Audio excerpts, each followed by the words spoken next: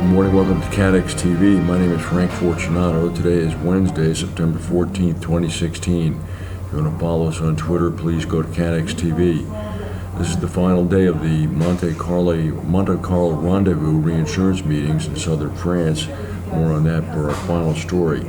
Right now, Taiwan is being hit by what is being called the strongest storm on Earth.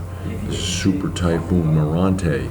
Super Typhoon Monaco has peak winds of 230 miles per hour. It's traversing the island. It's expected to then come on shore in China. Damage in Taiwan is expected to be quite extensive. As of this point, there are no reports of any damage or injuries. Meanwhile, last night, just several hours ago in Colombia, about 80 miles northwest of Medellin, Colombia, a 5.9 earthquake struck.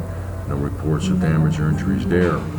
Yesterday in New York City, finally after 10 long years, the New York Attorney General's office began opening arguments in a case against former AIG CEO Maurice Hank Greenberg.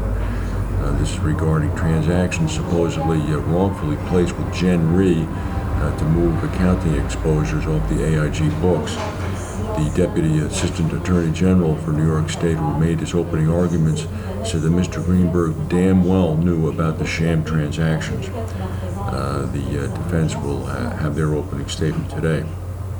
Meanwhile, Lloyd's CEO Beale, in an interview yesterday, said that the pending British exit from the European Union is not necessarily a crisis, but simply more of a hassle. She indicated that there are plans afoot that Lloyd's is following in the event that the British government does not move quickly enough on its exit talks.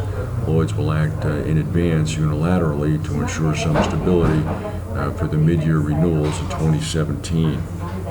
The United States and Russia have set up a joint military command to coordinate the air war over Syria. This is in light as well of with the ceasefire that's allowed for rescue missions to come into Aleppo.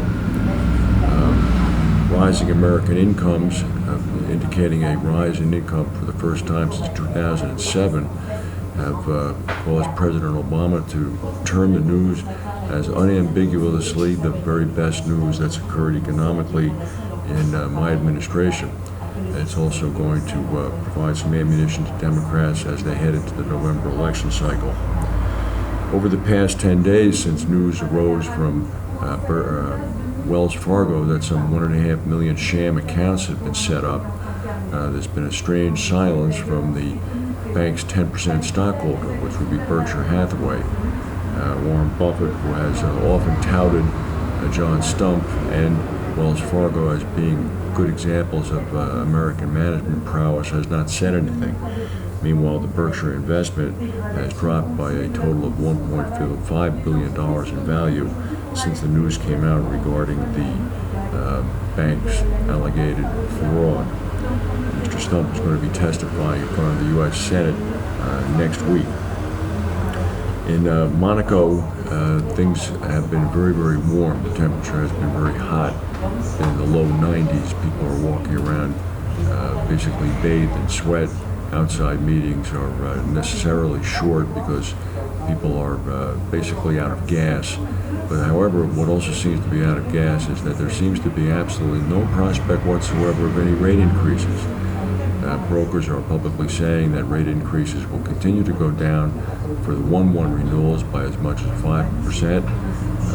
A major accounting study by the consultant Keith Bryant Woods was released yesterday, saying that the best the reinsurance industry could hope for was that prices would remain level at the January 1st renewals.